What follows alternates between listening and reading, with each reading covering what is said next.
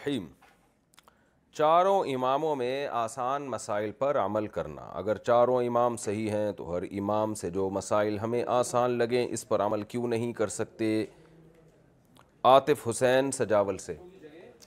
اس لیے نہیں کر سکتے کہ چاروں برحق ہیں، تو آپ اگر کسی کے آسان مسائل پر عمل کریں گے تو آپ نے جس امام کو چھوڑا ہے وہ بھی تو برحق ہے نا، اس کی رائے بھی تو برحق تھی، تو آپ نے صرف آسانی کی بیس پر مشکل رائے کو چھوڑ دیا، آسان رائے کو لے لیا، تو اس کا نتیجہ یہ نکلے گا۔ اس کی میں ایک مثال دیتا ہوں کہ ولی کی اجازت کے بغیر امام شافعی کی نظر میں نکاح نہیں ہوتا۔ آپ نے کیا کیا اس مسئلے میں؟ امام شافعی کی رائے کو لیا، امام ابو حنیفہ کی رائے کو لیا آپ نے کہ جی وہ ولی کی اجازت کے بغیر نکاح کر لیا آپ نے۔ کل کیا ہوگا؟ آپ نے ایک طلاق بائن دی۔ امام شافعی کے ہاں ایک طلاق بائن نہیں ہوتی، ایک طلاق رجعی ہی ہوتی ہے۔ یہاں آپ نے امام شافعی کی رائے کو لے لیا، تو نتیجہ یہ نکلے گا کہ یعنی دین ایک کھلواڑ بن جائے گا۔ اور ویسے بھی ایک اجماع امت جو ہے نا، اجماع امت خود ایک شرعی حجت ہوتی ہے، تو اجماع امت سے یہ بات ثابت ہے کہ انسان اپنی محض آسانیوں کے لیے رائے تبدیل نہیں کر سکتا، محض سہولت کے لیے، آسانیوں کے لیے۔ ہاں کوئی اجتماعی مسئلہ ہو جس میں پوری قوم کا ایک حرج میں پڑنے کا اندیشہ ہو، تو پھر علماء خود ہی ایسی شدید مجبوری میں گنجائش دیتے ہیں کہ بھئی آپ اس میں دوسرے فقہ پر عمل کر سکتے ہیں، تو اس سے خواہش نفسانیہ کا دروازہ کھلے گا۔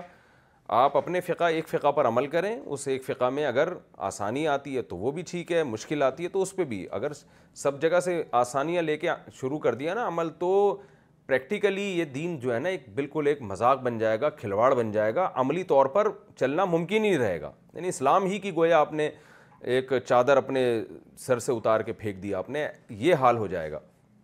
تو عملی طور پر یہ بالکل اس کے جواز کا فتویٰ نہیں دیا جا سکتا۔ تو اس لیے جب آپ ایک کو فالو کر رہے ہیں تو آپ اس کی آسانیوں کو بھی لیں، اس میں جو مشکل مسائل ہیں ان کو بھی آپ کو لینا پڑے گا۔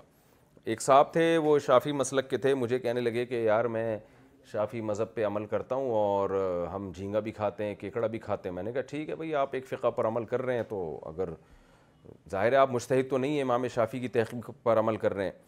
کہنے لگے کہ میں جو ہوں نا، لیکن میں نے کہا اچھا ٹھیک ہے، پھر آپ شافعی فقہ کو فالو کر رہے ہیں تو پھر پورا فالو کریں۔ امام شافعی کے ہاں صدقہ فطر میں آپ کو آٹا ہی دینا پڑے گا، پیسے دینا جائز نہیں۔ کہہ رہے نہیں، یہ میں اس میں نہیں مانتا امام شافعی کی رائے کو، میں اس میں پیسے ہی دوں گا میں، کیونکہ مجھے پیسے دینا آسان ہے۔ تو اب آپ دیکھیں اس کا مطلب تو یہ ہوا کہ اچھا وہ بھی یہی دلیل دے رہے تھے کہ کیا امام ابو حنیفہ ٹھیک نہیں ہے؟ تو اگر امام حنیفہ نے کہا ہے کہ صدقہ فطر میں پیسے بھی دے سکتے ہیں تو کیا امام حنیفہ ٹھیک نہیں ہے؟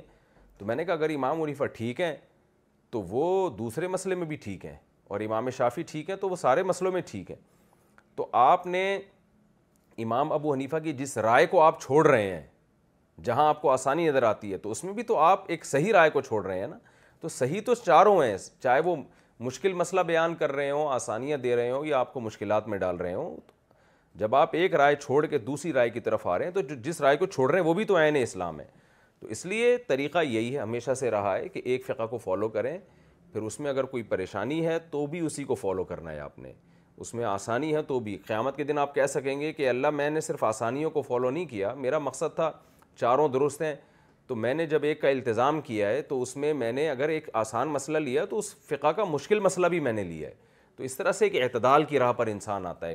اچھا یہ بھی ممکن نہیں ہے، اچھا یعنی میں اس پر ایک سوال کرتا ہوں، لوگ یہ کیوں نہیں کہتے کہ ہم احتیاطاً ہر مسلک میں جو مشکل مسئلہ ہوگا اس پر عمل کریں گے احتیاط پر؟ تو ظاہر ہے بہت زیادہ مشکل ہو جائے گا پھر دین۔ ہر مسلک میں آپ احتیاط کے پہلو پر اگر عمل کرنا شروع کر دیں کہ شافعی مسلک میں احتیاط اس میں ہے اور فلانے میں احتیاط اس میں اور مالکیہ میں احتیاط اس میں، تو احتیاطوں کا مجموعہ آپ بن جاؤ گے تو بھی ایک ٹینشن میں آؤ گے۔